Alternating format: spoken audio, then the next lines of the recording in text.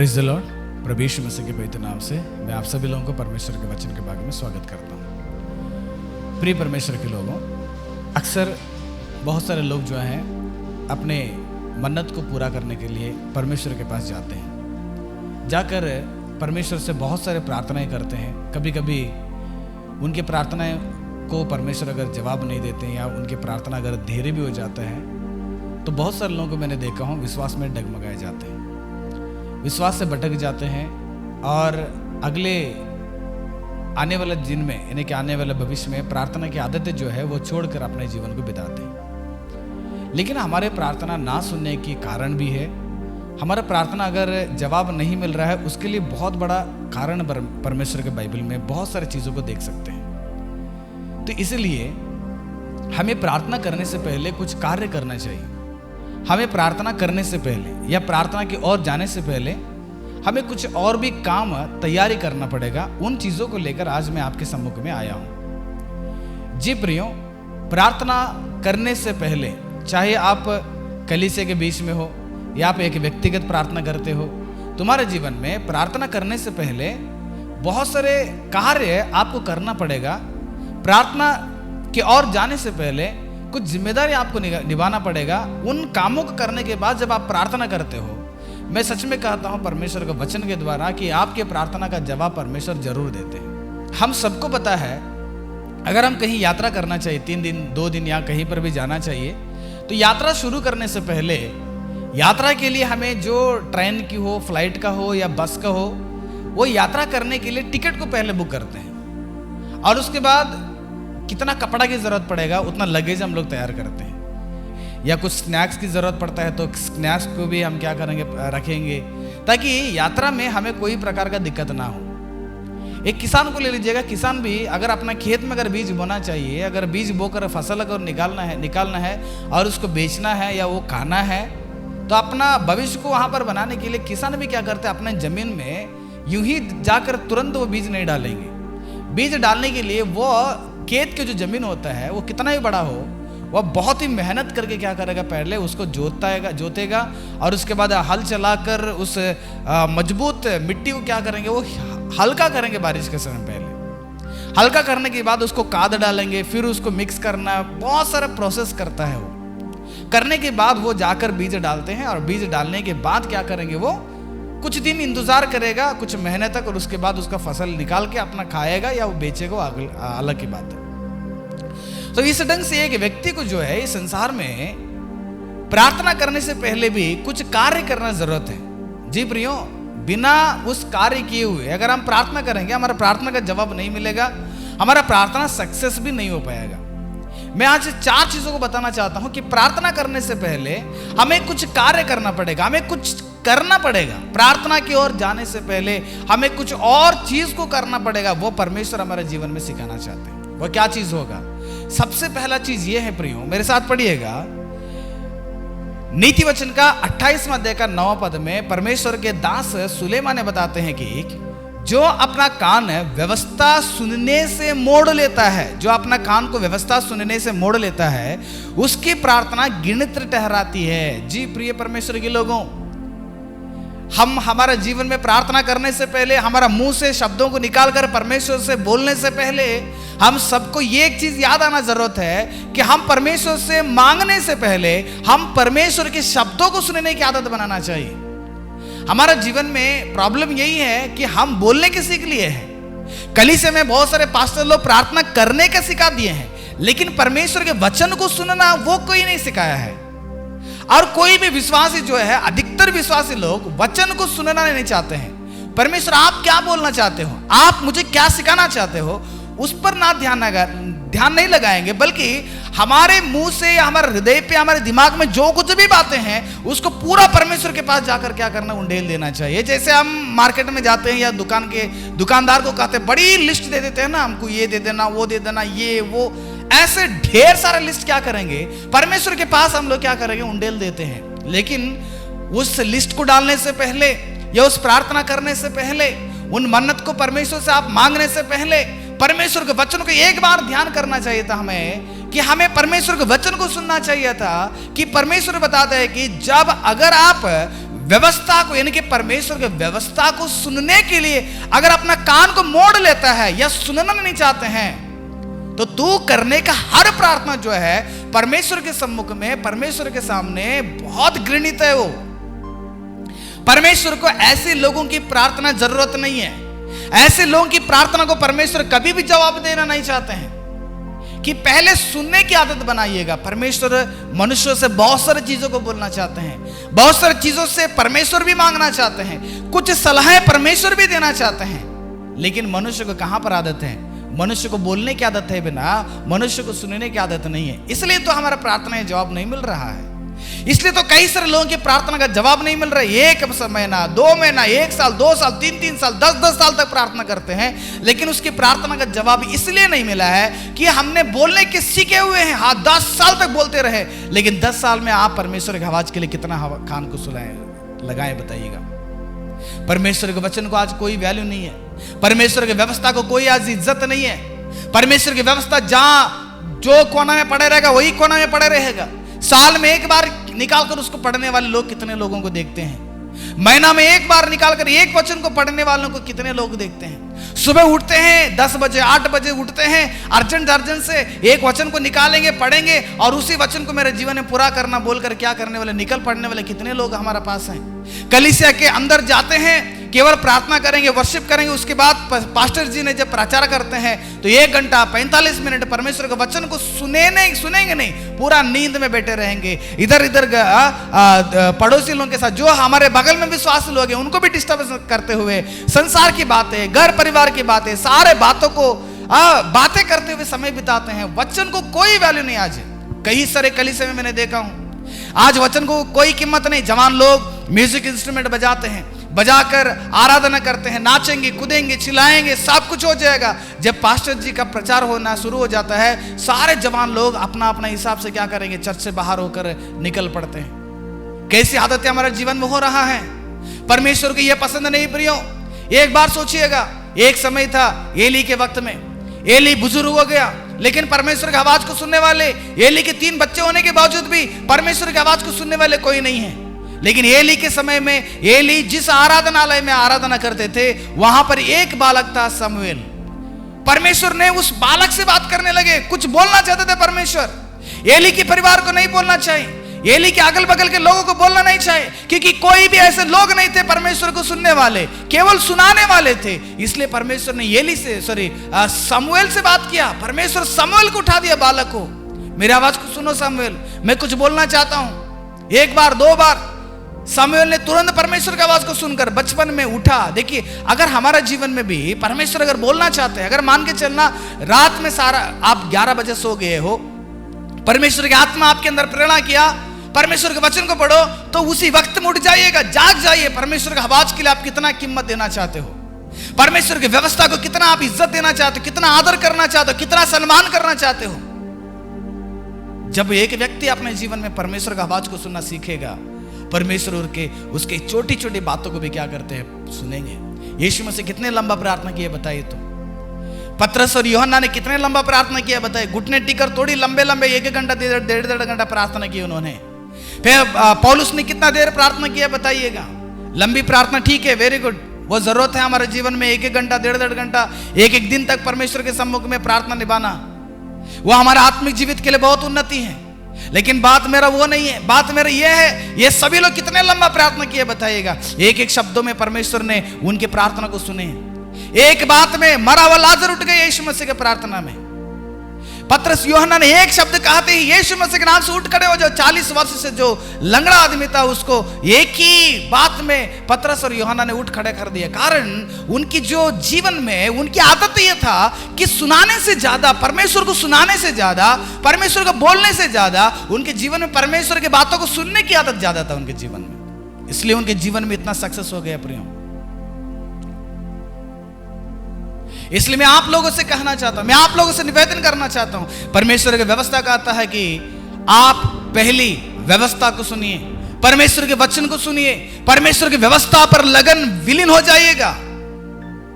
जब परमेश्वर की व्यवस्था को पहले सुनेंगे, परमेश्वर की व्यवस्था को पहले पढ़ेंगे, तो परमेश्वर तुम्हारे बातों को भी क्या करते हैं, सुनने वाले हैं। सच में प्रियो, तुम्हारा बात को अगर सुनना है तो पहले परमेश्वर की बात को सुनने वाले हो जाइएगा। बाइबल बताती है सबोपदेशक का 5वां अध्याय का पहला पद में सुलेमान बताता है कि जब तू परमेश्वर के भवन में जाए, जब तू परमेश्वर के भवन में जाए तब सावधानी से चलना। जब परमेश्वर के भवन में प्रार्थना के लिए जाते हैं ना, तो थोड़ा सावधानी से तुम चलना। सुनने के लिए समीप जाना, सुनने के लिए समीप जाना पहले। देखिए कितना अच्छे वहां पर शब्दों को, यहां कितना अच्छे शब्दों को परमेश्वर ने सुलेमान राजा के द्वारा यहां पर बताया है कि सुनने के लिए समीप जाना मूर्खों के बलिदान चढ़ाने से उत्तम है, क्योंकि वे नहीं जानते कि बुरा करते हैं। तो परमेश्वर के वचन को ना सुनते हुए बुरा कर रहे हो, परमेश्वर के वचन को ना सुनते हुए बुरा कर रहे हैं, परमेश्वर की व्यवस्था को ना पढ़े आप बुराई काम कर रहे हैं। परमेश्वर की व्यवस्था को ना पढ़ना, परमेश्वर की व्यवस्था को ना सुनना, आप बहुत बड़ा गलत कर रहे हैं। इसलिए हमारा प्रार्थना का अगर जवाब चाहिए, हमारा प्रार्थना का सही ढंग से अगर जवाब चाहिए, सही सलामत से हमारा प्रार्थना परमेश्वर को कान में सुनाई देना चाहिए, सही सलामत से हमारा प्रार्थना का जवाब अगर चाहिए, तो हमें और आपको पहला क्या करना पड़ेगा, उस बात को याद रखना पड़ेगा, प्रभु मैंने आपकी बात को सुनने के लिए तैयार हूं। देखिएगा एक बार यीशु मसीह एक शहर में जाते हैं, मार्था और मरियम नाम के 2 लोग आ जाते हैं वहां पर। प्रभु आप हमारा घर पे आज रुक जाइएगा। आप एक बार उस घटना को देखिएगा, मार्था ने जाकर यीशु मसीह को क्या खिलाना है उस पे बिजी हो गई थी। मरियम ने यीशु मसीह के चरणों पर बैठकर यीशु मसीह की बातों को सुन रही थी। वहां पर यीशु मसीह बताते हैं, वहां पर यीशु मसीह जज करते हैं कि मार्था तो बहुत कामों में व्यस्त है, लेकिन एक व्यक्ति के जीवन में बहुत जरूरत है, और उस उत्तम भाग को मरियम ने चुन ली है। क्या चीज है? प्रभु आपके सम्मुख में बैठना और आपसे जो बातें निकलता है उसको मैं सुनना, क्योंकि तेरे बातें मेरे जीवन में बहुत सलाह देती है, तेरे बातें मेरे जीवन में बहुत मजबूत करती है, तेरे बातें मेरे जीवन में बहुत अच्छे रास्ते में लेकर जाना चाहती है। इसलिए तो मार्था मरियम के परिवार में माँ बाप नहीं रहने के कारण भी, माँ बाप नहीं रहने के बावजूद भी यीशु मसीह ने उनके परिवार को अच्छे से चलाया। कारण मार्था और मरियम के जीवन में, उनके परिवार में एक बार परमेश्वर यीशु मसीह बोलने के बाद परमेश्वर की बातों को, परमेश्वर की व्यवस्था को सुनने की आदत बना लिया, इसलिए उनके परिवार अच्छा रहा। ठीक इसलिए वचन हमारे जीवन में सबसे पहला एक आदत होना चाहिए, वचन हमारे जीवन में सबसे पहला सुनने वाले होना चाहिए। यही चीज को परमेश्वर ने यहां पर हमें बताते हैं। दूसरा चीज प्रियो, हम प्रार्थना करने से पहले हमारा नजर पहला, सबसे पहला वचन की ओर जाना है। प्रभु आप मुझे क्या बोलना चाहते हो, आप मुझे बोलो। दूसरा चीज, हमें और आपको परमेश्वर के सम्मुख में जाकर प्रार्थना करने से पहले हमारा पवित्रता की ओर हमें थोड़ा सा नजर डालना पड़ेगा। हमारा पवित्रता क्या, किस हालत में है, हमारा शुद्धता कितना हालत में, कौन सी हालत में है, हमारा व्यवहार क्या, कितना वो बिगड़ चुका है, कितना सही है। इसलिए परमेश्वर का वचन बताता है, आप मेरे साथ पढ़िएगा, नीति वचन का 15 अध्याय का 8वां पद में परमेश्वर का वचन ऐसे बताता है, दुष्ट लोगों के बलिदान से, दुष्ट लोगों के बलिदान से यहोवा घृणित करता है। दुष्टों के बलिदान, दुष्टों की प्रार्थनाएं, दुष्टों की जो प्रार्थना का जो धूप के जैसे चढ़ता है परमेश्वर के पास, वह परमेश्वर के सम्मुख में परमेश्वर के लिए घृणित ठहराता है। जब एक दुष्ट प्रार्थना करता है, परमेश्वर को पसंद नहीं होता है। सच में परमेश्वर कभी पसंद नहीं होता है। वो दुष्ट अगर प्रार्थना करता है, केवल उन प्रार्थना में बहुत मजबूत रहेगा।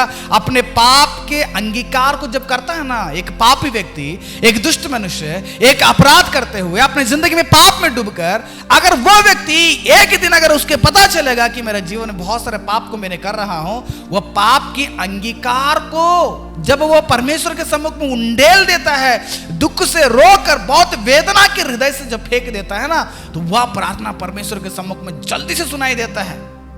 और उसके बाद ये दुष्ट आकर अगर वो अपने जरूरतों को बताएगा, दुष्ट आकर अपनी जिंदगी में चंगाई मांगेगा, दुष्ट आकर अपने जिंदगी के सही रास्ता में मांगेगा, दुष्ट आकर अपने परिवार के लिए मांगेगा, तो उनके प्रार्थना परमेश्वर घृणित करते हैं। वहां परमेश्वर सुनना नहीं चाहते हैं। मैं नहीं बोल रहा हूं, मैं लिख कर नहीं लाया प्रियो, परमेश्वर का वचन बताती है, दुष्टों की प्रार्थना बलिदान यहोवा घृणित करता है, परंतु वह सीधे लोगों की प्रार्थना से प्रसन्न होता है। सीधे लोग जो पवित्र है, जो सीधा मार्ग में चलते हैं, जो अच्छे रास्ते में चलते हैं, जो नेक मनुष्य है ना, उनकी प्रार्थना बहुत जल्दी से सुनते हैं।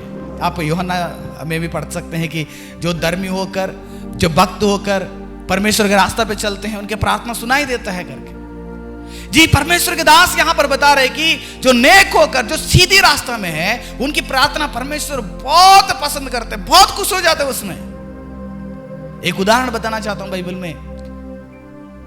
परमेश्वर ने इस्राएलियों को चुन लिया ना, परमेश्वर ने इस्राएलियों को चुना, मूसा के द्वारा उनको चलाने के बाद काफी वर्ष हो गया।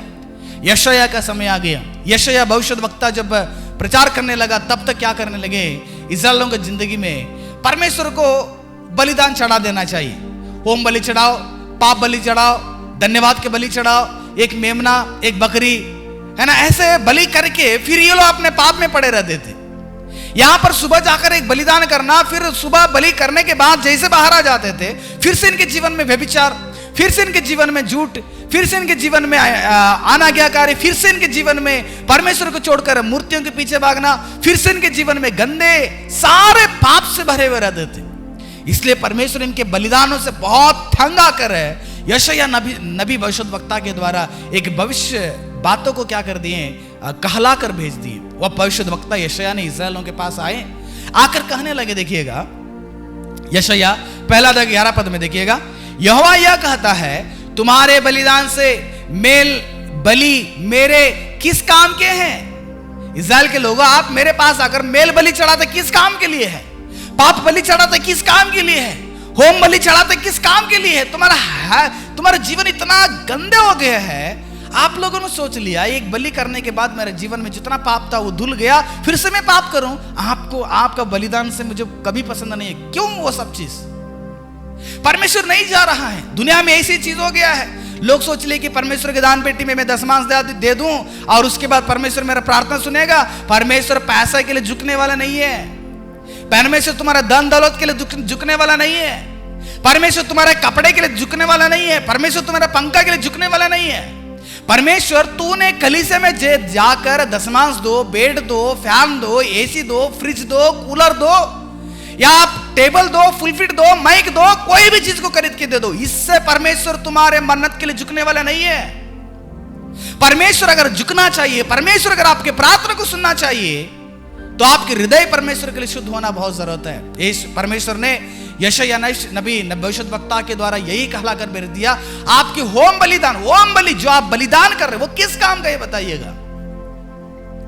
बता रहे, मैं तो मेढ़ों के होम बलियों से और पाले हुए पशुओं की चर्बी से आगा गया हूं। तुम लोग जो पाले हुए हैं उन पशुओं को लाकर मेरे भवन में आप लोग बलिदान चढ़ाते हैं, उससे मेल बलि, होम बलि बहुत आगा गया हूं। मुझे थंग आ गया, सुस्त हो गया, देख कर मैं भी क्षमा करते मैं सुस्त हो गया हूं।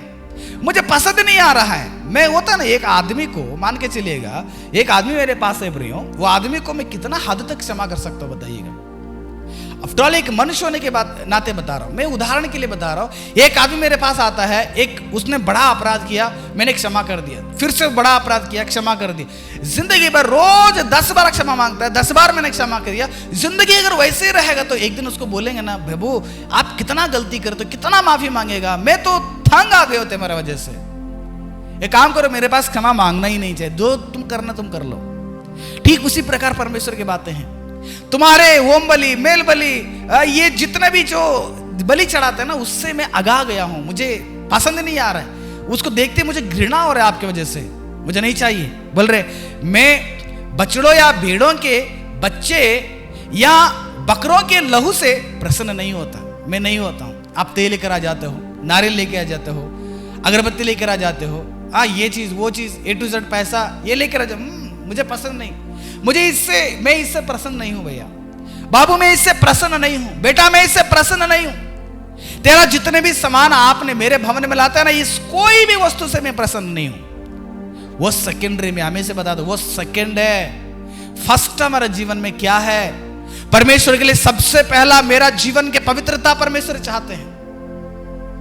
परमेश्वर बताया मुझे नहीं चाहिए।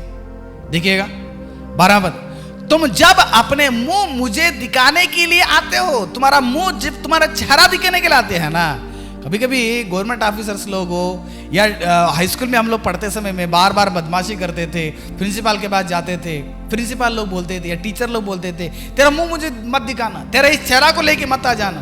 कितना बार फेल हो जाते हो, कितना बार लड़ाई करते हो, है ना। ठीक उसी प्रकार परमेश्वर बोल रहा है, तुम जब अपने मुंह मुझे दिखाने के लिए आते हैं ना, तू जब तेरा मुंह दिखाने के लिए मेरे पास आते हो, विश्वासी लोगों सुनिएगा, हम सबको परमेश्वर के सम्मुख में मुंह दिखाने के लिए जाते हैं ना। हमारा मुंह परमेश्वर देखने के लायक होना चाहिए। परमेश्वर के सामने देखने के लिए हम लोग मेकअप करके जाते हैं। आजकल कलीसिया में देखे होंगे ना, लिपस्टिक लगाना, पाउडर लगाना, झाड़ना, नया कपड़ा पहना, बाप रे पूरा बर्जरी होके जाते हैं कलीसिया में। जैसे शादी में जाते हैं वैसे तैयार होके जाते हैं। वो तैयारी के बारे में नहीं कहा रहा परमेश्वर ने। जब तू परमेश्वर के सम्मुख में आकर आंखें बंद करके मुंह खोलकर मुंह दिखाना चाहते हो, मुंह खोलकर अपने चेहरा को दिखाना चाहते हो परमेश्वर के सामने, प्रभु परमेश्वर कहता है कि 16 पद में, वही अध्याय के 16 पद में, अपने को धोकर पवित्र कर लेना। तू अपने चेहरा को दिखाना चाहता है ना, तू अपने हृदय को लेकर आया है ना, तू मेरे पास अगर प्रार्थना करते हैं ना, सबसे पहले क्या करना, तू अपने को धोकर तू पवित्र हो जाओ। तो अपने आप को धो लो, बिना धोए, बिना साफ हुए, बिना अपने पापों को अंगीकार ना किए हुए, बिना पाप से छुटकारा ना पाए हुए उस मुंह को लेकर परमेश्वर के सामने आ जाते हैं, तो कौन देखेगा बताइएगा हमारा चेहरा को? पहली बार देखेंगे, दूसरा बार देखेंगे परमेश्वर, कितना बार देखेंगे बताइएगा? यही चेहरा को देखकर इस्राएलियों को बता रहा है ये चीज को। इस्राएलियों का जीवन भी ऐसे था जैसे आज हमारे मसीहत के समाज में, मसीह के कलीसियाओं में कई सारे विश्वासी लोग ऐसे हैं, प्रार्थना बस, ना परमेश्वर का वचन चाहिए, ना पवित्र जीवन चाहिए, तकलीफ आएगा तो प्रार्थना, और उसके बाद कुछ भी नहीं है। ज्यादा से ज्यादा प्रार्थना करना है, सभा रखे हैं, कुछ दे दो, हाँ 10,000 5,000 देने के लिए तैयार हो जाते, लेकिन परमेश्वर के वचन को नहीं पढ़ेंगे, अपने हृदय को शुद्ध भी नहीं रखना चाहते हैं। तुम्हारा जीवन में परमेश्वर के सम्मुख में आप दिखने से पहले तुम्हारे हृदय को धोकर उसको शुद्ध कीजिए, पवित्र कीजिए, पवित्र कीजिए, पवित्र कीजिएगा। प्रार्थना हमारा इसलिए नहीं सुनाई दिया जा रहा है कि हमारे जीवन में पाप अभी भी घर बना हुआ है, अभी भी पाप जो हमारे हृदय के भीतर आज भी बहुत मजबूत घर बना हुआ है। पाप को प्रभुता करने वाले शैतान है, आज भी कई सारे मनुष्य के जीवन में आज भी घर बना हुआ है। वो शैतान आज भी मनुष्य से पाप करवाता है। उस पाप से भरा हुआ आदमी का प्रार्थना परमेश्वर सुनना नहीं चाहते प्रियो। इसलिए प्रार्थना करने से पहले अपने पापों का अंगीकार करना सीख लीजिएगा, धो लीजिएगा अपने आप को पहले पापों से। मेरी आंखें बोल रहे परमेश्वर, अपने को धोकर पवित्र करो, मेरी आंखों के सामने से बुरे कामों को दूर करो। भविष्य में बुराई करना छोड़ दो। अभी तक जो था कोई बात नहीं, भविष्य को बुरा काम ना करें। मेरे आंखों के सामने तुम्हारे बुरा आदतों को, बुरे कामों को, बुरे स्वभाव को छोड़ दीजिएगा। यशायाह भविष्यद्वक्ता आकर इस्राएल लोगों से कह रहा है। उस यशायाह भविष्यद्वक्ता इस्राएल लोगों को यह बता रहे हैं कि तुम्हारे जीवन में परमेश्वर का चेहरा दिखाने के लिए आ जाते हो, लेकिन तुम्हारा चेहरा देखने के लिए परमेश्वर को पसंद नहीं, क्योंकि तुम्हारे हृदय में आज भी पाप भरा हुआ है, तुम्हारे हृदय में आज भी पाप घर बना हुआ है। परमेश्वर आप परमेश्वर के सामने मुंह दिखाने के लिए मत आइएगा। परमेश्वर बोल रहे हैं कि अगर आप मेरे सामने आकर मुंह दिखाना चाहते हो तो पहले तुम्हारे हृदय को धो लो, तुम्हारे उस बुरे कामों को त्याग दो, भविष्य में आप अच्छे बन जाओ, पवित्र हो जाओ। यीशु मसीह आज भी हमारे पापों को क्षमा करता है। आज भी परमेश्वर यीशु मसीह के पास जाएंगे, हमारे पापों का अंगीकार करेंगे, क्योंकि हम पवित्र हो जाएंगे ना, तो हमारा प्रार्थना परमेश्वर सुनने के लिए तत्पर रहेंगे। वही यशायाह भविष्यद्वक्ता के द्वारा परमेश्वर थोड़ा सा आगे जाकर, आप अगर 59 यशायाह का 59 का पहला पद को अगर पढ़ते हैं, वही भविष्यद्वक्ता यशायाह बता रहे कि उसका रीजन क्या है। हमारा प्रार्थना अगर परमेश्वर के सामने नहीं दिखाई दे रहा, उसका रीजन क्या है? परमेश्वर के ऊपर ज्यादा लोग शिकायत करते हैं, परमेश्वर को बहुत सारे लोग पसंद नहीं करते हैं। वो प्रभु मेरा प्रार्थना नहीं सुने हो, आप आंखें बंद कर लिए हो, परमेश्वर है क्या, ऐसा बहुत सारे चीजों को बोल देते हैं। लेकिन मेन रीजन यशायाह बताते हैं कि सुनो, यहोवा का हाथ ऐसा छोटा नहीं हो गया है कि उद्धार ना कर सके, ना वह ऐसा बहरा हो गया है कि सुन ना सके, परंतु तुम्हारे अधर्म के कामों ने, तुम्हारे पाप के कामों ने तुमको तुम्हारे परमेश्वर से अलग कर दिया है। हमारे जीवन में जो पाप है ना, वो परमेश्वर से अलग करता है। ये हमारे जीवन में परमेश्वर से डिवाइड कर देता है, परमेश्वर से मिलाना नहीं चाहता है, वो बीच में एक दीवार के जैसे बन जाता है। इसलिए जो परमेश्वर से दूर करता है, जो परमेश्वर से प्रार्थना करने में रुकावट करती है, उन पापों को आज ही हमें क्या करना पड़ेगा, छोड़कर एक पवित्र जीवन बिताना बहुत जरूरत है। अगर आपकी प्रार्थना परमेश्वर सुनना चाहिए तो तुम्हें वो आदत होना चाहिए कि मुझे और आपको हमारा परमेश्वर के सम्मुख में एक पवित्र जीवन बिताएं। प्रियो, हमारे जीवन में अगर परमेश्वर प्रार्थना सुनना चाहिए, बहुत जरूरत है प्रियो, वो काम ये है। मेरे साथ पढ़िएगा नीति वचन का 21वां अध्याय का 13 पद में परमेश्वर का दास बताता है, सुलेमान जो कंगाल की दुहाई पर कान ना लगा दे, जो कंगाल की दुहाई पर कान ना दे, वह आप पुकारेगा और उसकी सुनी नहीं जाएगा। यानी कि जब आप कंगाल को नहीं सुनेंगे, जब आप अनाथों को नहीं सुनेंगे, जब आप लोग इस संसार में जो बहुत ही दबे हुए लोग हैं, जिसको कोई सहारा नहीं, ऐसे लोग की आवाज को अगर आप सुनना नहीं चाहते हैं तो आपके दुहाई को परमेश्वर कैसे सुनेंगे?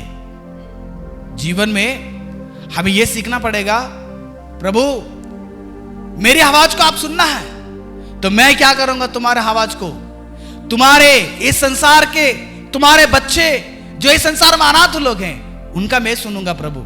सच में प्रियो, ये वचन पढ़ने के बाद मुझे एक याद आ गया, कितने लोगों ने आज रोटी के लिए तड़प रहे हैं बताइएगा, कितने अनाथों ने, कितने लंगड़े लोगों ने, कितने कोड़ी बीमारी लोग, कितने जो सक्षम नहीं काम करने के लिए, उन्होंने एक वक्त की रोटी के लिए, एक कपड़ा के लिए कितना तड़प रहे हैं पता है आपको? रोज वो लोग यही मांगता है कि ईश्वर कुछ तो करके मुझे रोटी दे देना, ईश्वर कुछ तो करके मुझे एक सलाह दे दे, सहायता करना, प्रभु कुछ तो करके मुझे इलाज करवा देना। कितने लोग इस संसार में कंगाल हो गए हैं। वो कंगाल लोग आज क्या कर रहे हैं पता है? परमेश्वर के पास दुहाई दे रहे हैं, लेकिन हमने हमारे जीवन में बहुत संपन्न यानी कि बहुत ही लग्जरी जीवन बिता रहे हैं। हम लोग अच्छा खाना खाते हैं, अच्छा पीते हैं, अच्छा सामान खरीदते हैं, हमारा जीवन बहुत अच्छा है, हमारे बच्चे भी अच्छे अच्छे स्कूल में पढ़ते हैं, लेकिन हमारे बगल में, हमारे समाज में, हमारे देश में रहने वाले लोग जो कंगाल के रास्ता में हैं, उनकी हालत क्या है बताइएगा? उनकी हालत को सुनने वाला कौन है बताइए? उनकी हालत को सुनने वाला आप होना चाहिए। कि प्रभु यीशु मसीह कहता है, जो आप इस छोटे में से आप जो कुछ भी इनको करते हैं वो चीज आप मुझे कर रहे हो। आप अगर कंगाल को सुनेगा, आप अगर कंगाल को मदद करेगा, आप अगर कंगाल को सहायता करेगा, कंगाल के जीवन में अगर सहायता करेंगे तो वह आप यीशु मसीह कर रहे हैं। यही चीज को परमेश्वर ने बता दिए कि अगर आप कंगाल के नहीं सुनेंगे तो मैं आपका भी नहीं सुनना चाहता हूं। जी प्रिय परमेश्वर के लोगों, दुनिया में हजारों करोड़ों रुपया खर्चा करके शादी करते हैं, लेकिन उनको ये याद नहीं आता है कि उनके ही शहर में कितने गरीब लोग हैं, कपड़ा नहीं है, नंगे हैं, कितना स्लम्स एरिया है, कितने बच्चे अनपढ़ हैं, उनकी जिंदगी में थोड़ा सा भी नजर नहीं, हजारों करोड़ों रुपया खर्चा करके शादी करते हैं। हमारे समाज में कई सारे लोग, समाज को जोड़िएगा, कलीसिया में देखिएगा, कलीसिया बहुत बड़ा कलीसिया हो जाता है, बिल्डिंग बड़ा बन जाता है, चर्च के अंदर बहुत बड़ा माइक स्पीकर, यानी कि बहुत अमीर कलीसिया है, बहुत अमीर कलीसिया है। लेकिन उस कलीसिया के शहर के बीच में, उस कलीसिया के बगल में कितने ऐसे अनाथ लोग पड़े हुए हैं, कितने ऐसे अंधे लोग पड़े हुए हैं, कितने ऐसे लाचार लोग पड़े हुए हैं, कितने ऐसे बीमारी लोग पड़े हुए हैं। उसी अमीर कलीसिया, कई सारे कलीसिया उस शहर में रहने वाले अस्पताल में जाकर, जो कंगाल आदमी अस्पताल में पड़ा हुआ है, उनको एक भी रोटी देने के लिए तैयार नहीं, केवल चर्च में बैठ गए हैं, पूरा जिंदगी बिताते हुए, लग्जरी लाइफ बिताते हुए, बड़ा अमीर कलीसिया बनकर। क्या करना चाहते हैं हम लोग? यीशु मसीह कह रहे हैं कि पहले कंगाल को सुनो भैया, बाबू पहले कंगाल को सुनो। कंगाल को अगर नहीं सुनेंगे, वो दुहाई दे रहे हैं। बताइएगा, कोई हमारे जीवन में कोई मुसीबत आता है ना, मुसीबत आने के बाद हम क्या करेंगे? प्रभु मेरा बहुत कठिनाई हो गया, प्रभु कुछ तो करके इस कठिनाई को दूर कर देना, बोलते हैं ना।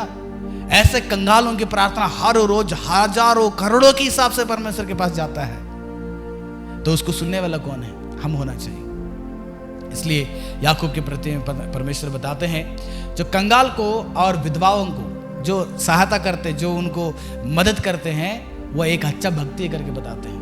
सच में कंगाल विधवा लोग इतने समाज में हैं, उनको सहारा देने वाला हम होना चाहिए। तो करोड़ों के हिसाब से कर्ज किया था, और जो कर्जदार जो कर्ज दिया था, उस मालिक ने उस करोड़ों रुपए कर्ज लेने के वाले के पास जाकर कर्ज मांगा कि आपने जितना मेरे पास कर्ज लिया है आप मुझे चुका देना, तो उसके पास नहीं रहता है, उसने गिड़गिड़ाता है, क्षमा मांगता है, प्रभु मालिक मुझे माफ कर देना, मेरे पास पैसा नहीं, मुझे और थोड़ा सा समय दे दो। इसकी दुहाई को सुना उस मालिक ने दया से क्या कर दिया, उसके सारे कर्ज को मिटा दिया। चलो मैं आपके सारे कर्ज को माफ कर दिया हूं। और ये बहुत बड़ी खुशी के साथ ये जो करोड़ों कर्ज लिया था, करोड़ों रुपया का, उसने क्या कर दिया, बाहर चला गया। और ये जो करोड़ों रुपया कर्ज लिया था, इस व्यक्ति ने एक गरीब आदमी को 100 दिनार कर्ज दिया था। और 100 दिनार लिया व्यक्ति उस आदमी के सामने आ जाता है और इसने जाकर पूछने लगा मुझे 100 दिनार दे देना। वो बोलता है कि प्रभु मेरे पास नहीं है, मुझे क्षमा कर देना।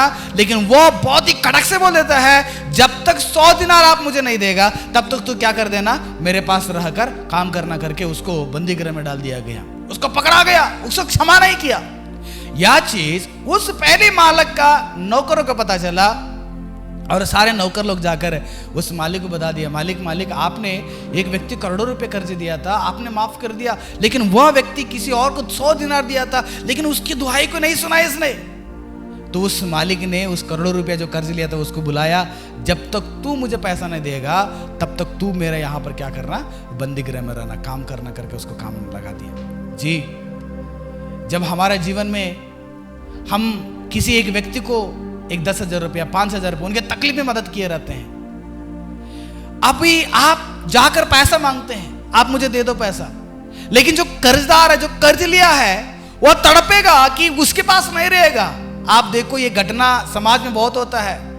समाज में इंटरेस्ट को लेकर कर्ज देने वाला है, 10% ब्याज में कर्ज देते हैं, 5% ब्याज में कर्ज देते हैं। कर्ज देने के बाद जब वो नहीं देगा, उसका जमीन को हड़प लेते हैं, उनके कार को, उनके गाड़ी को, या उनके पास रहने वाले सोना चांदी को क्या करेंगे, छीन कर उनके पास रखेंगे। जबरदस्ती, बहुत ही जबरदस्ती करेंगे, उन्हें दबाव से उसको क्या करेंगे, टॉर्चर देंगे। यानी कि एक गरीब के पास जो अपने जीवन में बहुत कंगाल हो गया है, अपने जीवन में हो ही गए हो, लेकिन उसका सुनने के लिए आज हम तैयार नहीं है, हम पूरा दबाव में हैं। ऐसे बहुत सारे घटना है प्रियो। कितने लोग माँ बाप नहीं है, ऐसे अनाथ बच्चे लोग, अनाथ आलय कितना है समाज में, देखिएगा। उन अनाथ आलय में आज मसीह लोग, हम लोग, कोई ऐसा है कि हमारे बच्चे के बर्थडे में, हमारा बर्थडे में, हमारे मैरिज एनिवर्सरी में, या हमारा कोई घर पे फंक्शन हो जाता है, क्या हमें कभी भी याद आया है कि उन अनाथों के लिए में जाकर कुछ करना है, उन अनाथों के जीवन में कुछ सहायता करना चाहिए, उन अनाथों को जाकर कुछ तो मदद करें। हम लोग यहाँ पर बिरयानी, मटन की सारा जबरदस्त खाकर पी कर जो बचा उसको फेंक भी देते हैं।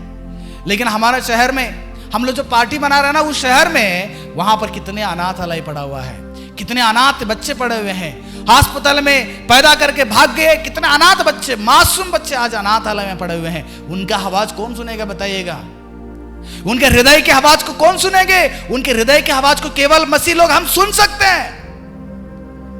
आज एक अच्छा धर्मी सुन सकता है, वह अच्छा धर्मी उन आवाज को, वो कहीं पर भी अनाथ बच्चा रहेगा, वो कहीं पर भी कंगाल रहेगा, वो कहीं पर भी विधवा रहेगी, वो कहीं पर बीमार आदमी पड़ा रहेगा, तो उनकी आवाज को यहां पर बैठकर हृदय में वो महसूस करेगा कि ऐसे लोग चिल्ला रहे हैं, रोटी के लिए चिल्ला रहे हैं, कपड़ा के लिए चिल्ला रहे हैं, पढ़ाई के लिए चिल्ला रहे हैं, जिंदगी के लिए चिल्ला रहे हैं। इसलिए प्रियो, मैं आपको कहना चाहता हूं, परमेश्वर का वचन बताता है कि कंगालों का अगर नहीं सुनेंगे आप, अगर आप कंगालों को सुनने के लिए तैयार नहीं है, तो परमेश्वर आपका भी सुनने के लिए तैयार नहीं है। भला आपका बड़ा चर्च हो सकता है, भला आपका बड़ा बिल्डिंग हो सकता है, लेकिन कोई काम का नहीं है। इस संसार में जो चोरी करके, डकैती करके, गुंडागर्दी करके, छीन कर, फाड़ कर, किसी कई हजारों के परिवार को बर्बाद करके, पैसा लूट कर, बड़ा बंगला, बिल्डिंग, अपार्टमेंट है ना, बहुत बड़ा इनकम और बहुत सारे मॉल सब रखा हुआ है, क्या काम का है बताइएगा?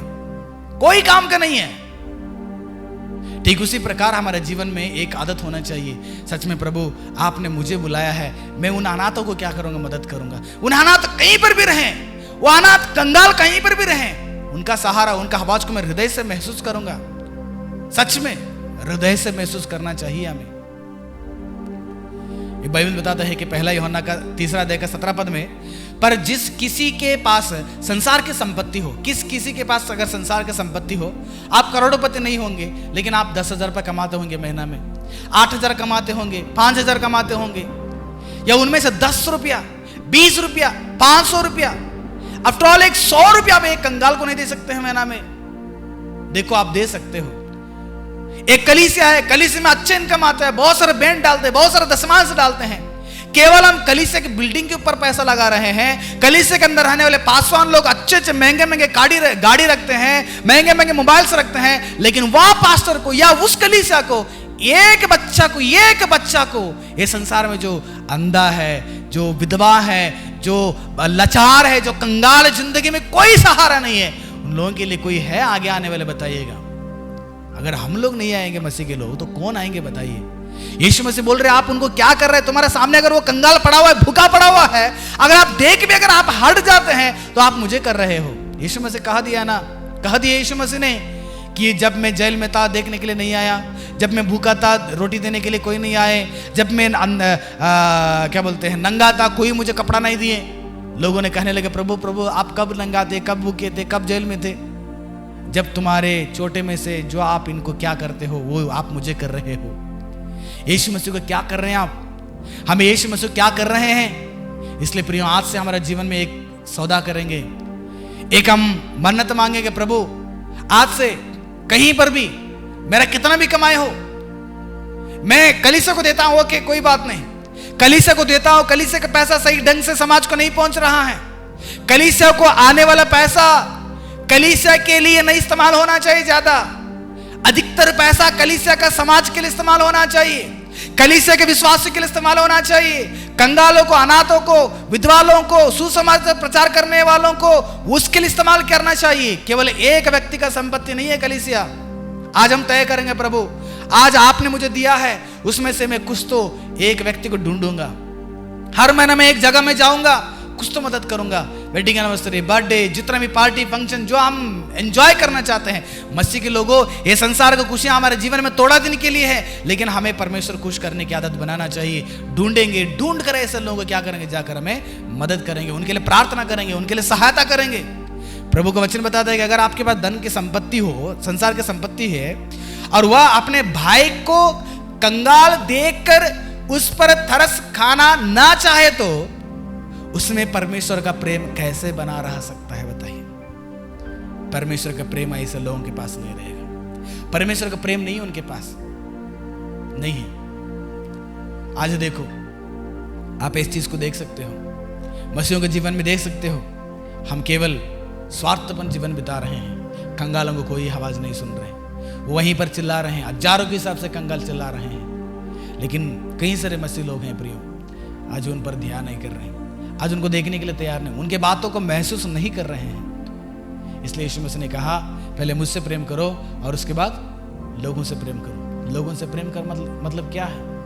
उनमें सबसे पहला वही आ जाते हैं कंगाल, जो संसार में बहुत ही नीचे जगह में पड़े हुए हैं।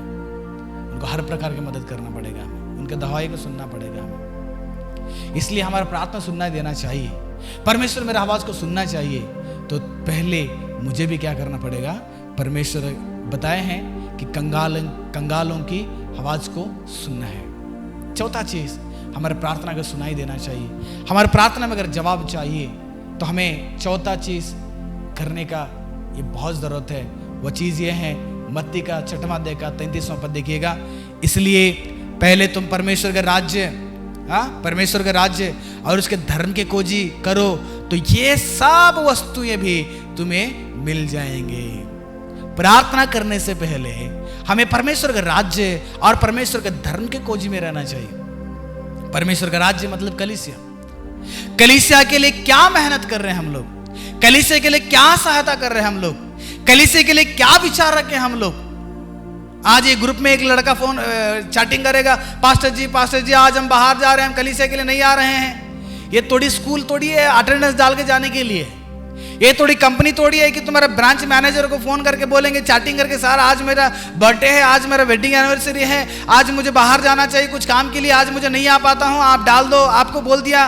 ये कोई कंपनी नहीं है, कोई स्कूल नहीं है, कोई मार्केट नहीं है, ये आपका सृष्टिकर्ता का एक कलीसिया है, परमेश्वर का देह है। मैं बार बार बताना चाहता हूं, कि कलीसिया के लिए हर एक व्यक्ति का बहुत जरूरत पड़ता है। यहां पर कलीसिया के लिए कहां पर आप कोशिश करते हैं? परमेश्वर के राज्य को कितने लोग प्रचार करते हैं बताइएगा? परमेश्वर के राज्य को शहर शहर में, गांव गांव में, हर एक मनुष्य के सामने, रिश्तेदारों के सामने कितने लोग प्रयास करके हम प्रचार करेंगे बताइएगा? ना ना ना, हम परमेश्वर के राज्य को नहीं, वो पास्टर जी का काम है। ये बहुत बड़ा गलती है। परमेश्वर के प्रभु भोज में शामिल होने वाले, यीशु मसीह के लहू, यीशु मसीह के रोटी में हाथ लगाने वाले सबकी जिम्मेदारी है परमेश्वर के राज्य को, परमेश्वर को, यीशु मसीह को। वह जब तक नहीं आएगा तब तक आप सब लोग क्या करना है? प्रचार करते रहना है। पहले परमेश्वर काम में लगे रहिए ना, पहले परमेश्वर खोजी में रहिएगा, परमेश्वर को खुशी में लगा रहिएगा, परमेश्वर की इच्छा को पूरा करने के लिए लगे रहिएगा, परमेश्वर के रास्तों में जीने के लिए कोशिश कीजिएगा। परमेश्वर तुम क्या बोलना चाहते हो, तुम्हारा काम क्या बताइए, वो काम मैं करने के लिए तैयार हूं। परमेश्वर का नाम प्रचार करने के लिए, परमेश्वर के राज्य कलीसिया का बहुत जरूरत है।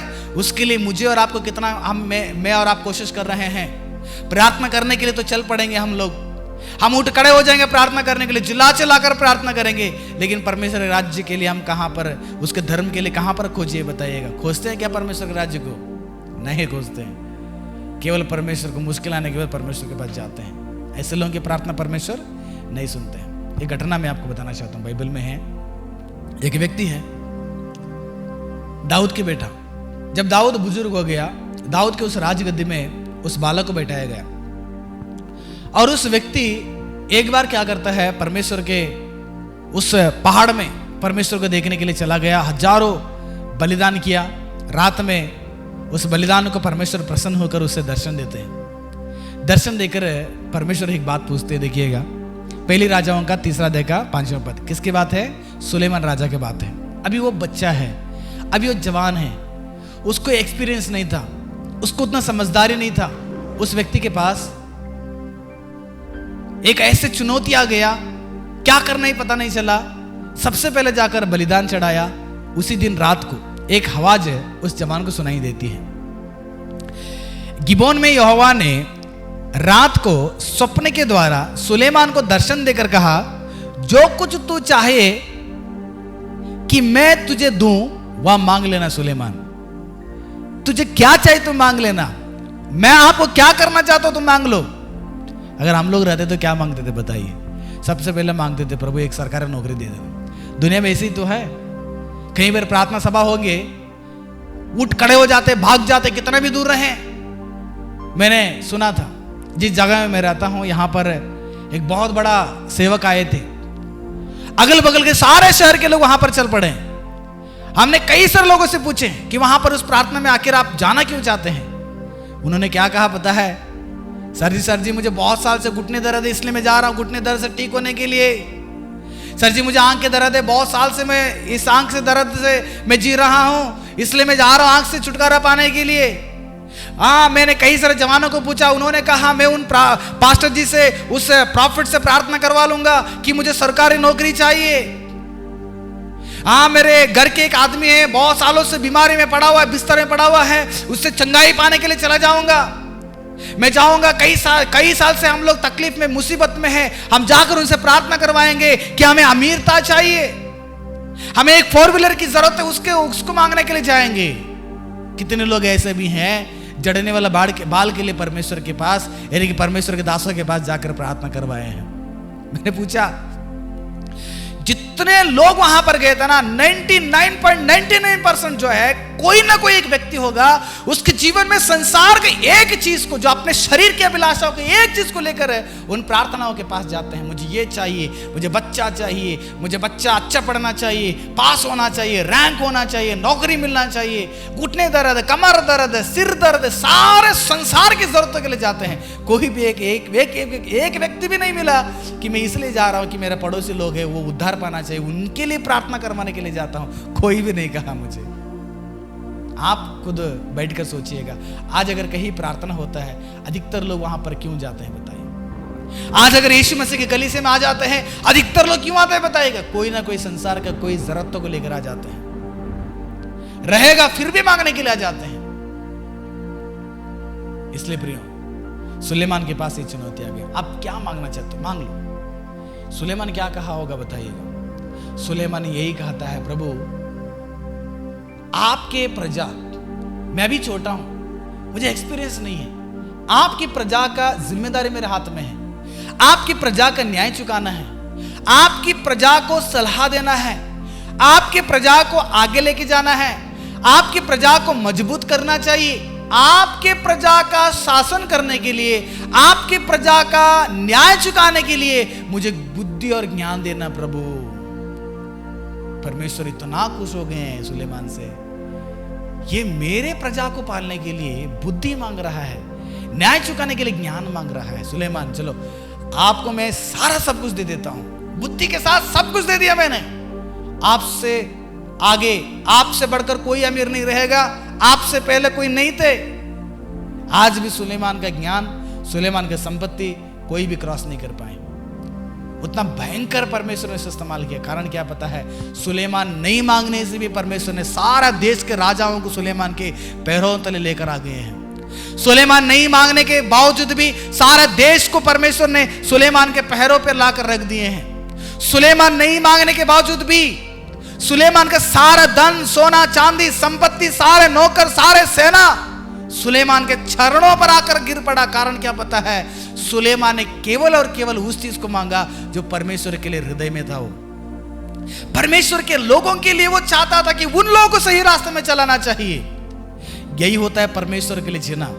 प्रभु आप मुझे आत्मा से भर दिया है, वो आत्मा से मैं पौलुस के जैसे जीऊंगा, पौलुस पतरस के जैसे जीऊंगा, यूहन्ना के जैसे जीऊंगा, नए नियम के भक्तों के जैसे जीवन बिताऊंगा। मैंने पुराने नियम के नहीं, नया नियम, पवित्र आत्मा मेरे अंदर आने के बाद मैं और आप नए नियम के भक्तों के जैसे जीवन बिताने के लिए तैयार होना चाहिए। ऐसे लोगों की प्रार्थना ही परमेश्वर सुनते हैं। इसलिए पौलुस की प्रार्थना, यूहन्ना की प्रार्थना, पतरस की प्रार्थना, छोटे छोटे प्रार्थनाएं परमेश्वर ने उनका सुन लिए, लेकिन उनके जीवन में इतना तकलीफ भी आया, प्रिय सह लिए वो लोगों ने। इसलिए हमारे जीवन में हम परमेश्वर से मांगने से पहले, परमेश्वर से प्रार्थना करने से पहले इन 4 चीजों को क्या करना पड़ेगा, पहले इन पर नजर लगाएंगे और उसके बाद प्रार्थना करेंगे।